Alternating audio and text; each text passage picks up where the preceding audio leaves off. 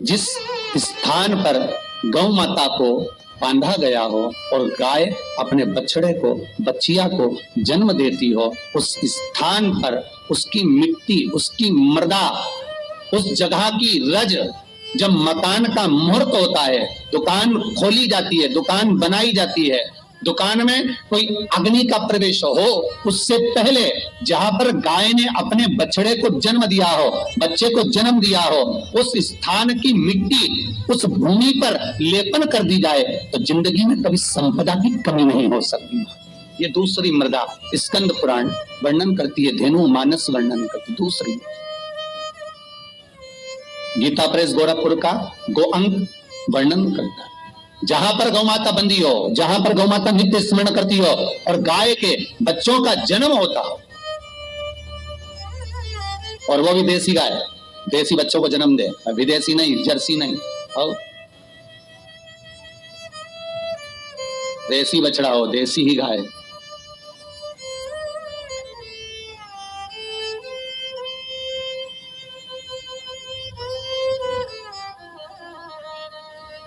महाराज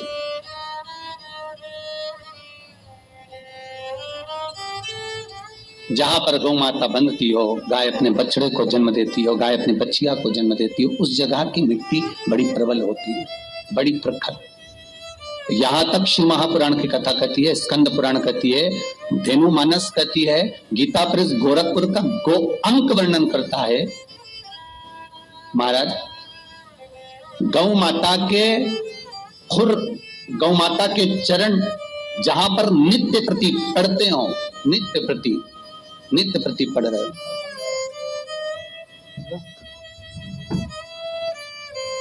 चरण पढ़ने पर गौ माता के खुर में से गोलोचनी निकलती है। हमारे वो गोलोचनी सफेद कलर की होती है, उसको आप ऐसे पटक देंगे तो बिल्कुल ऐसा लगेगा जैसे लकड़ी है, पर वही गोलोचनी को आप दूध में डाल देंगे तो चलना चालू कर देगी। उसको कहते हैं गोलोचनी। गो अंक में वर्णन है इसका, स्कंद पुराण में इसका वर्णन। जिस जगह पर गाय बछड़े को जन्म दे, बच्चिया को जन्म दे, और जन्म देते समय पर गौ माता को जब कष्ट की अनुभूति होती है, जो कष्ट जैसे एक नारी का कष्ट होता है, वैसे ही गौ माता का कष्ट होता है।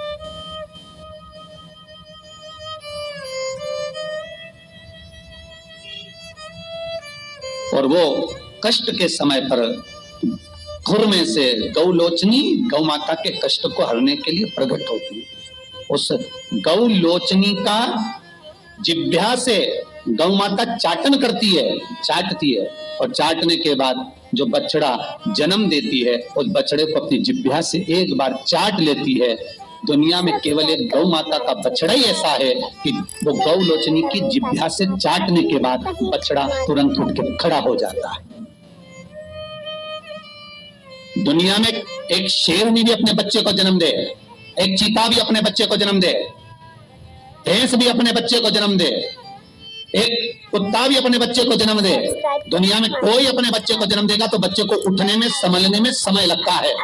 और दुनिया में केवल एक गौ माता ऐसी है कि गौ माता अपने बच्चे को जब जन्म देती है, जन्म देने के कुछ देर बाद जब वो गौ लोचनी की जिह्वा से चाट लेती है, बच्चा उठकर खड़ा हो जाता है। दुनिया में केवल एक गौ माता है। गौलोचनी ढूंढो, हम ये नहीं कहते कि तुम गौ माता के पांव में ढूंढना प्रारंभ कर दो, आप तो मत ढूंढो। गौलोचनी जहां गिरी है उस रज का भी बड़ा महत्व, अर्थात गाय ने जहां बछड़े को जन्म दिया उस भूमि पर गौलोचनी पड़ी है, और वो गौलोचनी हमारे जीवन का सुख का अनुभव करा देती। वो गौलोचनी हमारे जीवन का आनंद का अनुभव करा देती है। इसलिए शास्त्र कहता है कि नई दुकान बन रही हो, नया मकान बन रहा हो, महाराज प्रॉपर्टी आपने खरीदी है और उसमें कोई व्यापार चालू करना चाहते हो, तो पहले गाय जहां पर बछड़ा बच्ची आपको जन्म दिया हो, भले पहले दिया हो, पर जमीन तो वही है, रस तो वही है, वहां की मिट्टी का लेपन करने से वो सुख, वो आनंद, वो संपदा बढ़ जाती है। यहां तक शिव महापुराण की कथा कहती है, स्कंद पुराण यहां तक कहती है कि मान लो कोई नया मकान आप बना रहे हो और वास्तु वाले को दिखा कर बनाया है, तो भी उसमें कोई कमी अगर रह गई, क्योंकि आज वास्तु वाला नहीं बोलेगा तो 15 दिन बाद दूसरे वास्तु वाले को दिखाओगे, वो कह देगा इसमें ये गलती है, तीसरे वास्तु वाले को लगा वो कह देगा वो गलती है, और जिस वास्तु वाले से मकान बन रहा है वो तो क्या मैंने बढ़िया सब देख के बताया बनाया, एक एक वास्तु के हिसाब से बनाया, तुमने भले वास्तु के हिसाब से बनाया, तुमने भले वास्तु के हिसाब से बनाया, पर जितने वास्तु वालों को बुलाओगे वो कुछ ना कुछ एब उसमें निकाल ही देंगे, ये पक्का हमारे हर एक वीडियो से निकालेंगे। तुम किसी को पत्रिका दिखाने चले जाओ, किसी को अपना हाथ दिखाने चले जाओ, तुम किसी से नक पूछने चले जाओ, तुम किसी वास्तु शास्त्री के पास चले जाओ, जब तक वो उसमें थोड़ा बहुत एब नहीं निकाले तो क्या मतलब कि उनकी नीति जो विद्या उसमें निकालना तो पड़ेगा ना। अपडेटेड रहें हमारे हर एक वीडियो से, थोड़ा बहुत भय तो उत्पन्न करना पड़ेगा ना। पर शिव महापुराण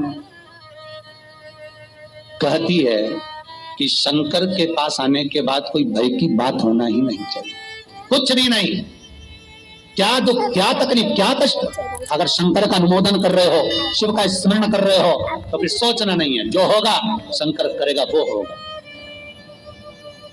अगर किसी व्यक्ति को चर्म रोग हो गया, कुष्ठ रोग हो गया, चमड़ी सफेद पड़ गई, रोग समाप्त नहीं हो रहा, बढ़ते जा रहा है, औषधियां आपने बहुत कर ली, तो 3 जगह की मिट्टी आपको फल प्रदान करेगी। पहला सूर्य कुंड की मिट्टी, स्कंद पुराण सूर्य कुंड कहां पर है, तो कहा दतिया और झांसी के बीच में सूर्य कुंड निवास करता है। उस सूर्य कुंड की मिट्टी को लाकर जिस व्यक्ति को कुष्ठ रोग हो गया हो, शरीर की चमड़ी सफेद पड़ गई हो, स्कंद पुराण कहती है सूर्य कुंड की मृदा लगा लेने से 5 से 7 दिन में रोग समाप्त होने लगता है महाराज। और सूर्य को सर्वाधिक प्रियता क्या,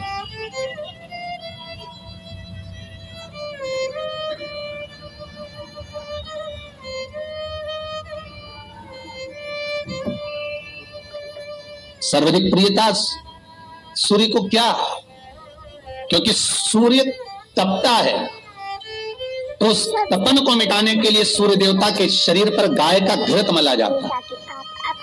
जैसे शनि को तेल लगाया जाता है, सूर्य को घृत मला जाता है। इसलिए सूर्य कुंड का एक नियम है कि सूर्य कुंड पर से अगर मिट्टी लेकर आते हैं, शरीर पर लगाने के बाद जब शरीर का चर्म रोग समाप्त हो जाए, सफेद चमड़ी अपने वापस रंग में आ जाए, तब आप जितनी कामना कर आते हैं उतना घी उस सूर्य कुंड के पास में डालना पड़ता है। 1 किलो, 2 किलो, आधा किलो, 250 ग्राम, 25 ग्राम, 50 ग्राम, जो आपने कामना करी है उतना चढ़ाना, पर वो घी गाय का होना चाहिए। और उस घी का प्रयोग कोई नहीं कर सकता। इसलिए आज भी स्कंद पुराण में तो केवल सूर्य कुंड का वर्णन है, घृत का वर्णन है, पर स्थान आज भी झांसी और दतिया के बीच में जो सूर्य कुंड विराजमान है, आज भी वहां पर कुंड के पास में एक घी का कुआं है जिसमें घी डाला जाता है, पर उस घी का प्रयोग कोई दुनिया का व्यक्ति नहीं कर सकता। जो करता है वो शरीर में फपोले पड़ जाते हैं और बाद में सड़कर मर जाता है।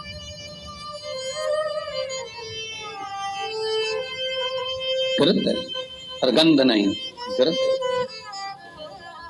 3 जगह की मृदा जीव को सुख का अनुभव कराती है। पहला सूर्य कुंड महाराज। श्री शिवाय नमस्ते।